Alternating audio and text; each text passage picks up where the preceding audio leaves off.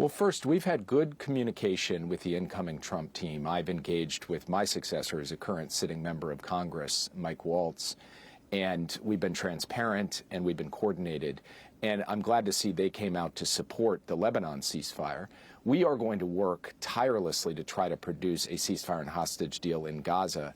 The main stumbling block right at the moment is actually Hamas, and whether Hamas is prepared to do a deal, to enter a deal in which they begin to release hostages, a ceasefire goes into effect, and humanitarian aid so badly needed can be surged in because there's been a cessation of violence. So I think the calculus or decision-making of Hamas is not really about the twos and fro's of American politics.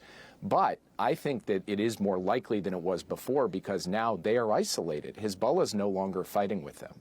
And their backers in Iran and elsewhere are preoccupied with other conflicts. So I think we may have a chance to make progress, but I'm not going to predict exactly when it will happen because we've come so close so many times and not gotten across the finish line.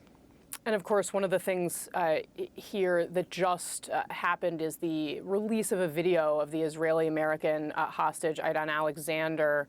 Have you spoken with his family? And what do you think the release of that video says about the potential for a hostage deal at this point? Well, it's an absolutely cruel reminder of the brutality and viciousness of Hamas, who is holding still so many hostages, including American citizens, including young, innocent people like Aidan.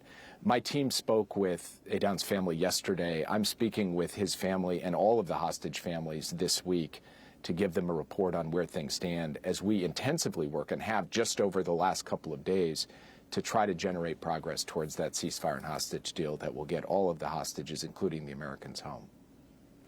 And finally, sir, before I let you go, as we've been talking about, you are about to hand over an incredibly difficult and challenging portfolio to the incoming administration. What would you say is the single biggest challenge the Trump presidency is going to face on the world stage, and what's your advice to them?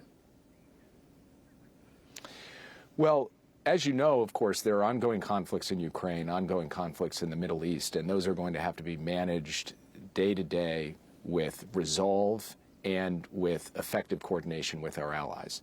At the same time, we haven't taken our eye off the ball of what I think is the biggest long-term challenge facing the United States of America, and that is the competition with the People's Republic of China, who is the only country that has the reach and capacity to challenge the United States across all dimensions. And we have to continue to invest in ourselves, in our allies, in our power to make sure that we sustain our national interest over the long term in that competition. So I will be talking to my successor about that. He's someone who has thought deeply about China, and my counterparts on the Biden national security team will be talking to their successors about it as well.